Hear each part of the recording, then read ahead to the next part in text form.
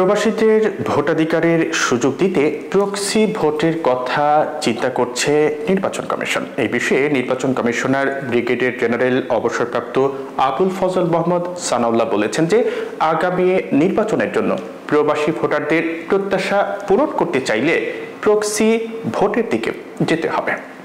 আগারগাঁওয়ের নির্বাচন ভবনে মঙ্গলবার সাংবাদিকদের তিনি এসব কথা বলেছেন। এ সময় ইসি সানাউল্লাহ বলেছেন যে গত 16 ডিসেম্বর প্রধান উপদেষ্টা জাতির উদ্দেশ্যে দেওয়া ভাষণে সুনির্দিষ্টভাবে বলেছেন যে এবার আমরা প্রবাসী বাংলাদেশিদের ভোট নিশ্চিত করতে চাই, আশ্বাস নয় বাস্তবায়ন করতে চাই। এই আলোকে নির্বাচন কমিশন সংশ্লিষ্ট কমিটিকে এই বিষয়ে প্রস্তাব দিতে দায়িত্ব দেয়। এরপর বিভিন্ন প্রতিষ্ঠানের সঙ্গে আলোচনা ও সংস্কার কমিশনের প্রস্তাবও বিশ্লেষণ করা হয়।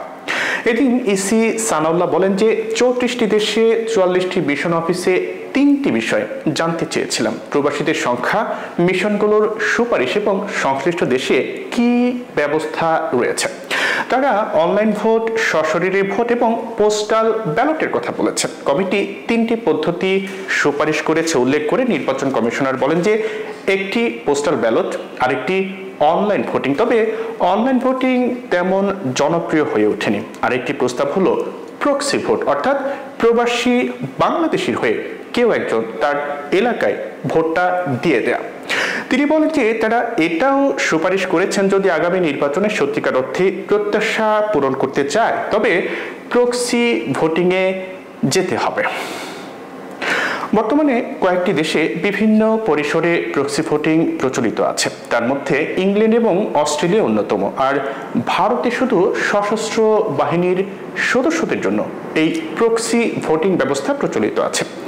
ইসি সানাউল্লাহ বলেন এই পদ্ধতির সুবিধা হলো এটা প্রচলিত আছে, পাওয়ার অফ অ্যাটর্নির মাধ্যমে তো জমি জমাও বিক্রি করে থাকি, তাহলে ভোটও তো অধিকার। যদি সেটাকে আমরা এভাবে বাস্তবায়ন করতে পারি তবে একটা ফলাফল আসবে।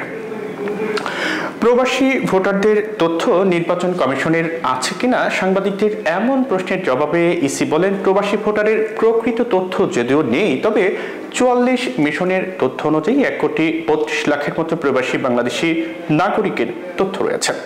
এর মধ্যে যদি 70 থেকে 80% ধরে নেই তবে ভোটার তো 1 কোটি। এদিন এক প্রশ্নের জবাবে ইসি বলেন যে যাদের ভোটার তালিকায় নাম আছে তারাই কেবল প্রক্সি ভোট দিতে পারবেন। এই জন্য 40টি দেশে আমরা ভোটার কার্যক্রম চালাবো, তবে আগামী নির্বাচনের আগে কতটুকু পারবো জানি না।